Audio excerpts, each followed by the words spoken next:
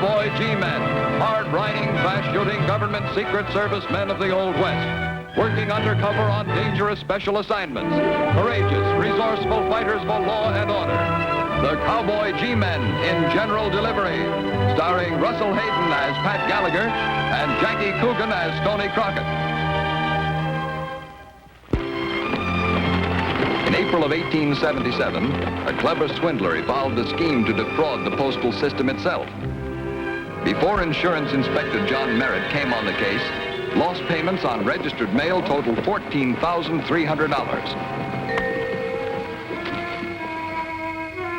Mr. Merritt? That's right. I said I'd meet you on my route. I got a letter here for you. Letter for me? Yeah, I'll have to have some identification. This is registered mail. Satisfied? Yeah. You're John Merritt, all right. Here, just sign right there. Wait a minute. I can't sign this. That isn't a regulation receipt for registered mail. It isn't? Suppose I see your credentials. Sure.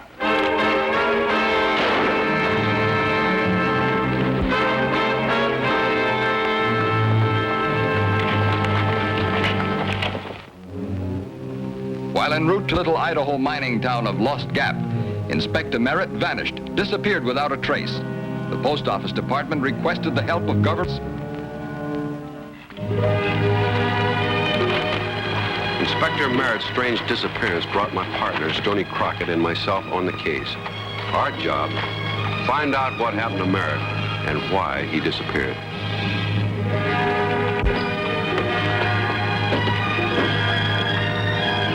We began our investigation at the Lost Gap Post Office.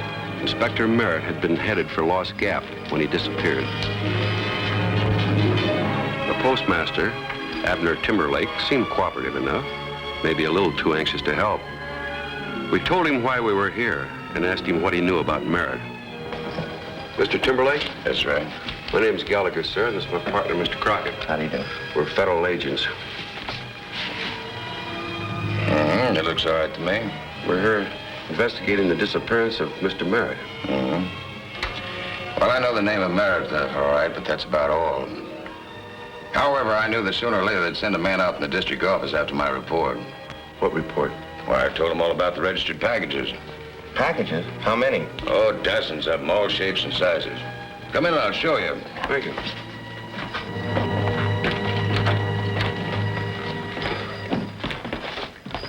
Well, there you are. You ever see anything like that in a town this size? What's so strange about a post office getting packages? Maybe everybody did their Christmas shopping early. Take another look at the postmark. Postmark. Maple Leaf. Where's that? It's a little Indian town just north of the border. This too. They all are. From Maple Leaf? Every last one of them. And another strange thing. I know everybody in Lost Gap, and I've never heard of any of those names before. And they're all general delivery, too. You mean no one's ever picked up any of these packages? Not a one. And if any more come in, I'll have to move out. Hey, what are you doing there? I'm opening it. Why? Oh, you can't do that. That's foreign mail from Canada. You can't open it without a written authority from the district postmaster. Regulations. How long will it take to get permission? Oh, maybe a week. Give or take a day or two. That's fine. A man disappears and you quote regulations. All right, we'll be back in a week, Mr. Timberlake. Well, that's the sensible thing to do. I'd like to help you, but if I got caught breaking regulations... I understand. Say, Mr. Timberlake, you mentioned that you knew Merritt by name. How? Why, I got it from the letter it came from. I'll bet it came from Canada. That partner of yours is sure a kidder. No, I'll get it for you. Thanks. Came from Whitewater, Montana. Whitewater. Perfumed, huh? This is domestic mail, Mr. Timberlake. I'll take the responsibility for opening it. The regulations. The letter was in a woman's handwriting, and it was addressed to Johnny Darling. Most of the letter was just small talk. Then came one line that seemed important. Hey, Stoney, get this. I shouldn't have told you how it works, John. Promise me you will never mention to anyone who told you. Love, Lenore. I wonder what she said. Who's it signed by? Lenore Dawson. You know her? No. Well, I'll just keep this letter if it's all right with you, Mr. Timberlake. Well, it's all right, but I gotta have a receipt for it. Regulations. Sign for it, will you, Stoney? Yeah. There you are, Mr. Regulations, and we'll see you in about a week. Goodbye, sir. Goodbye. Goodbye.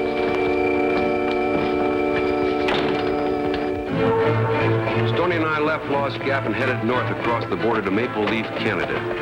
We didn't have much to go on. Post office full of packages, a letter from a girl, and a postmaster who liked to hide behind regulations. We'd already wired our headquarters that we were crossing the border and asked them to notify the Canadian officials to cooperate. I had a feeling those undelivered packages had something to do with Inspector Merritt's disappearance.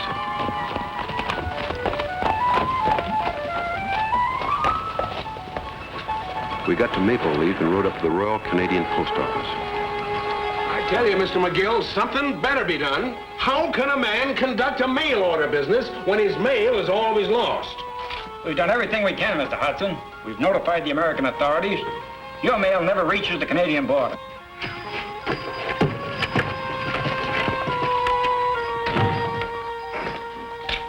Pardon me. Oh, sure. Yes, sir. You the postmaster? That's right, Rodney McGill. My name's Pat Gallagher. I'm Stoney Crockett. We're United States government agents. We're up here to check on John Merritt. Yes, I heard he was missing. You see, Mr. Hudson, the Americans are trying to help you. What do you mean? Mr. Hudson runs a mail-order jewelry and watch repair business. Seems like post office has gone out of its way to lose every package that's sent to me from the States. What size packages? Oh, small ones, about that size. So wait a minute, you're sure they're that size? Well, sure, but there's no excuse for that. Every package is registered. Values from $50 up to $800. You should have the problem the postmaster at Lost Gap's got. He's got a room full of uncalled for packages. You were in Lost Gap looking for Merritt? Yeah. All we could find was a letter from a woman in Whitewater. Well, I only hope you men can do something about it, Mr. Gallagher. It's wrecking my business. Well, good day. This is only an experimental service. If this case isn't solved, we may have to refuse to register packages. Well, have you been missing packages all along? United States Post Office all along the border have been paying for lost mail. Tell me, could we look at some of the tracers you've sent out? Yes, they're in my desk. Come on in. Thank you. Hey, Rod, help! What's wrong, Tom? I just opened the case to give them some water and they flew out. Hey, look, Pat, they're pigeons. Homing pigeons. Now, who'd be stupid enough to send them through the mail? There you are. Oh, look out! Up! Oh! Well, there's one delivery that'll never be made. Oh, don't worry about it. They know their way home. This is my wife's young brother, Tom Dougal. I thought I was teaching him the post office business. No, don't blame him. It isn't every day that you get homing pigeons in a post office. Say, may we see those tracers now, please? Why, yes, they're right here. They've been coming in most every day. How much mail do you lose? At first, we thought it was robberies. But the Mounties and the post office officials said that wasn't so. Besides, all special mail comes in sealed boxes. Who opens the boxes? Just myself and Tom here. And all special mail goes in that bin. Oh, yeah. Say, may we take these two with us? Which? This one and this one. Why, yes, I guess so. Thank you. We'll keep in touch with you. If you want us for anything, you can always get us at Lost Gap. Yeah, we'll be back there by the end of the week. Well, I certainly wish you all the luck. In all my years of service, nothing like this has ever happened to me before. Well, don't worry. Thanks for your cooperation. Thank We'll you. do our best. Let's get out of here, Stoney, before it starts snowing. How come you only kept two tracers, Pat? That's all we need, Stoney. Where are they from? Well, this one's from Apple Tree, Washington. Take a look at that one. Whitewater, Montana. Same as the girl's letter, huh? Yeah. Stoney, we'd better get started.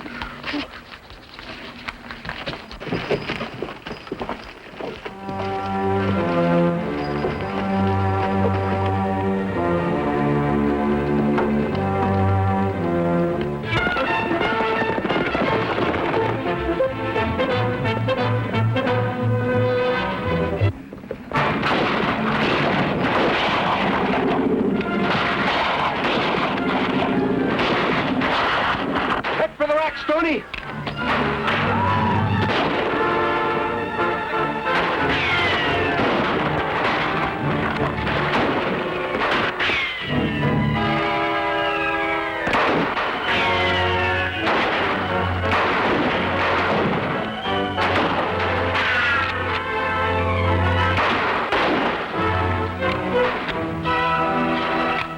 Hey, Stoney, got any more 44s? They're in the saddlebag!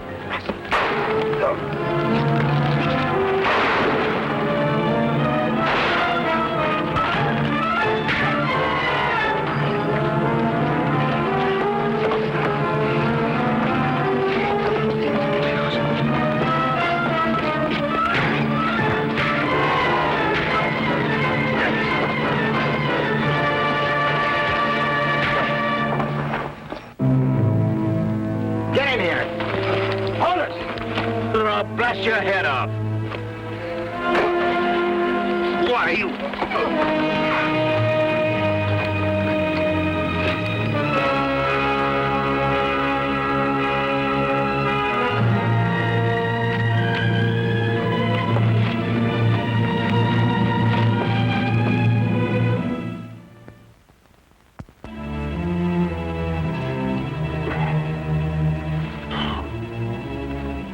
Hey, Stoney.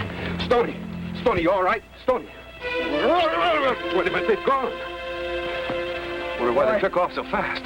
If we weren't bushwhacked for fur and fine, nobody ever was. What'd they get? They got Lenore's letter. The one to Merritt. And then that's mighty important.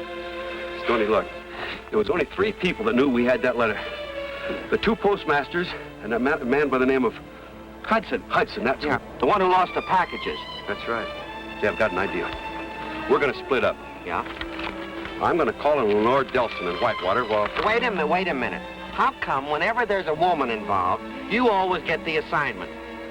Maybe that's because I've got more hair. That's real pretty. Now, look. When you get to Apple Tree, Washington, get a package about the same size as the one that Hudson lost. Yeah? Mail it to this name and address. Uh-huh. I get it. And registered? Right. Now, I'll meet you in Lost Gap. Right. I wonder what's going to happen to that package I send. I don't know. But we should find out in not too distant future. Let's get our guns. On the way to Whitewater, I thought over what we knew so far. Some big pieces missing. But I was beginning to get a general idea of the mail fraud. Now, if Lenore Delson would just help us. Finding her was easy enough. Lenore had a little notion store and a gift shop on the main street of Whitewater.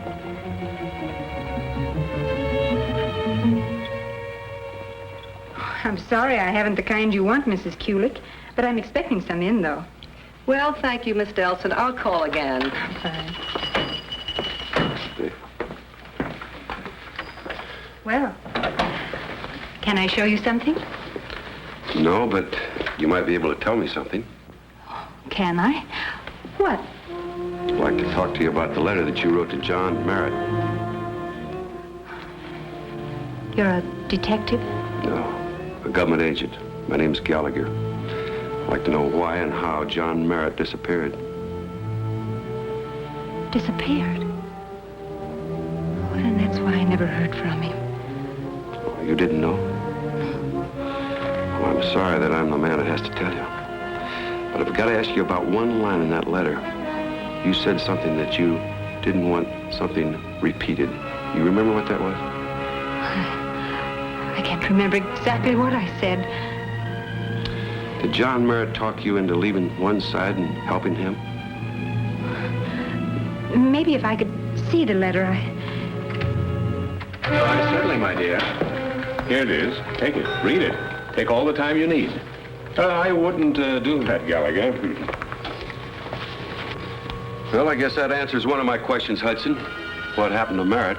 I think it answers, too. What happened to Merritt and what's going to happen to you. Come on, come along.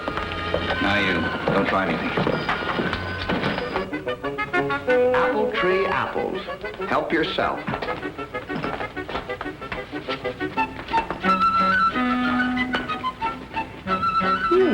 Mighty hospitable.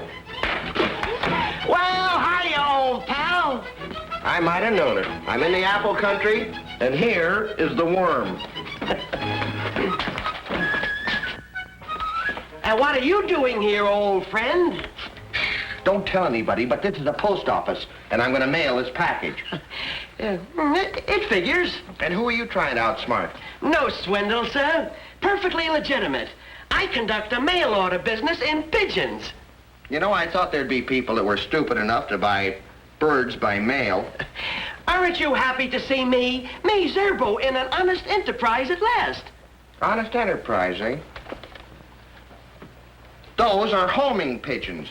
Is that so? Mm-hmm. And when the buyers get them and they open the cage, the birds fly home to you. They do? Mm-hmm. Oh, then that's why I never run out of pigeons. Oh, yeah. I'd like to send this registered for $150. It goes to J.K. Lewis of Maple Leaf, Canada. J.K. Lewis. Care for an apple? Well, tell me more about your pigeons, you vulture. Well, 10 flew back last week.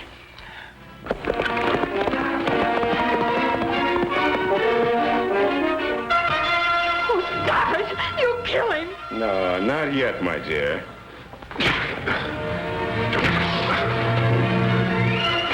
Oh, not anymore, please. And he passed out anyway.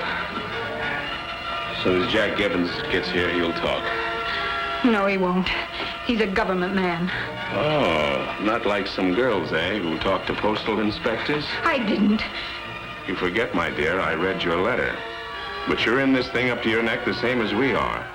However, I might be induced to forgive and forget under certain conditions.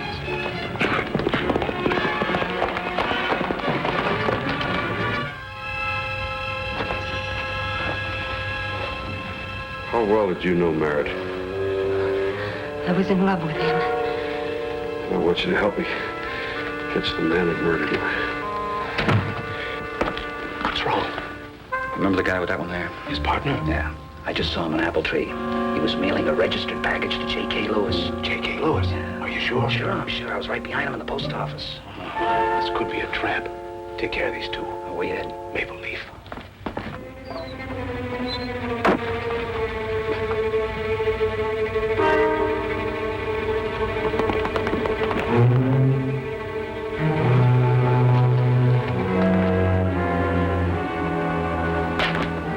That's fine. Just fine. Everybody sit quiet and we'll get along.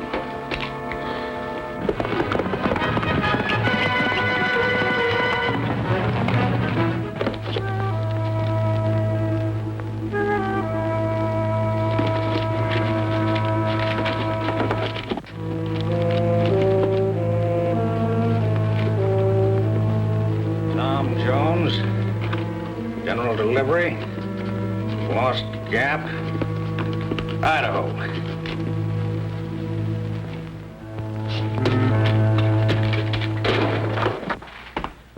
You have any general delivery mail for Crockett? That's C-R-O-6. That's the man. He sent another registered package to J.K. Lewis after we paid the insurance on the first one. Oh, no.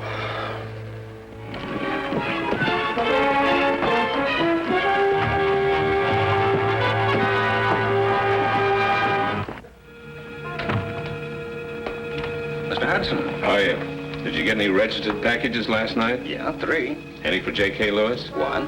What'd you do with it? The same as always. Rewrapped it and sent it to Lost Gap along with the others. Why? If those government men get a hold of that package, we'll all go to jail. Look, Mr. Hudson, don't you think we ought to get out of this right now before it's too late? Just when it's beginning to pay off? Then I want out. You want what? You're the key to this whole setup. You do as you're told from now on, or you will get what Merritt got. Well, where you going? Going to Lost Gap. I gotta collect that package before they do.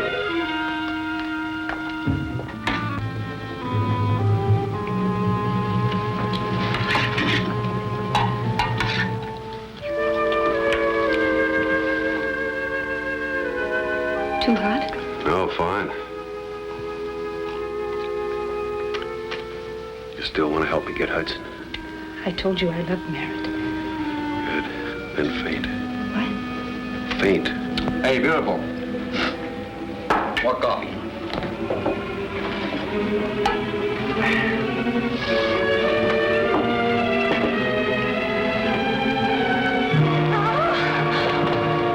What's the matter with you?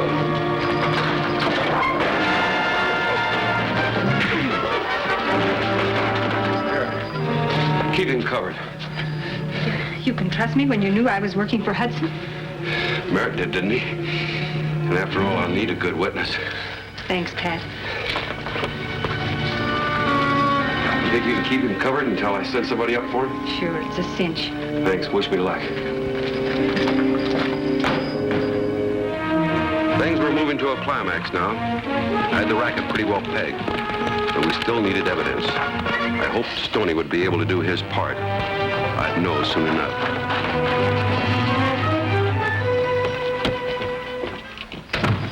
Hello, Mr. Timberlake. Morning, Mr. Gallagher. Hope you've got some good news for me. Yep, good and bad. What do you mean? Well, we got permission to open those Canadian packages. Also heard from your partner. He's an apple tree. In jail. In jail? Yep, attempted mail fraud. Well, how do you like that? Well, come on and we'll take a look at these packages. Thanks, I will. All right, take your pick. Any of them come in this morning's mail? Oh, yes. Yeah, this one did. Let's take a look at it.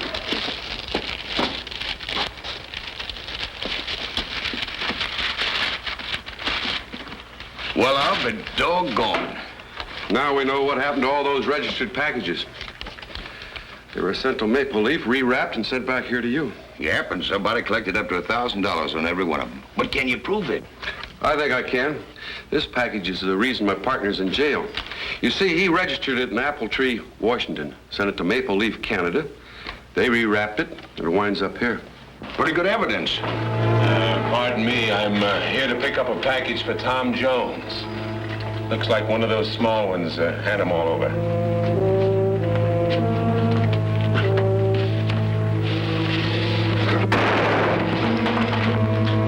Burn up the place. And this evidence. We'll get the horses.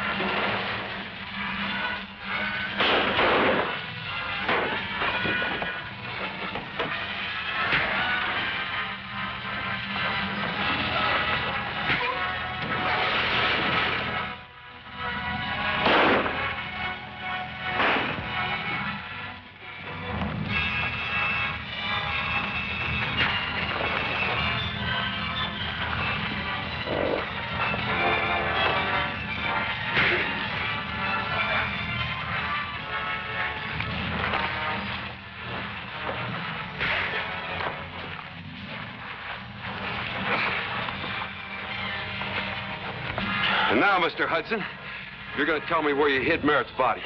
Come on.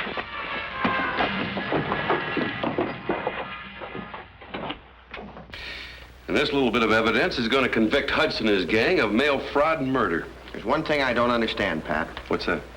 Well, up in Maple Leaf, how did they know which package to rewrap and send down here? Well, they had a code. 3 letters in alphabetical order, like A.B. Collins or Frank G. Hudson.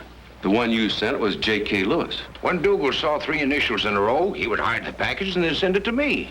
That's right. And Merritt knew about this racket before he talked to you. Hey, Stoney, tell me, how'd you break out of jail? I didn't break out. I was bailed out. Bailed out? Who bailed you out? Oh, a bald-headed little angel. You don't mean Zerbo. Yeah, and by the way, Pat, will you please give me $50? I gotta send it right back to him or he goes to jail. All right, Stoney. Well, while you're taking this back to Zerbo, I'll take Miss Delson back to Whitewater.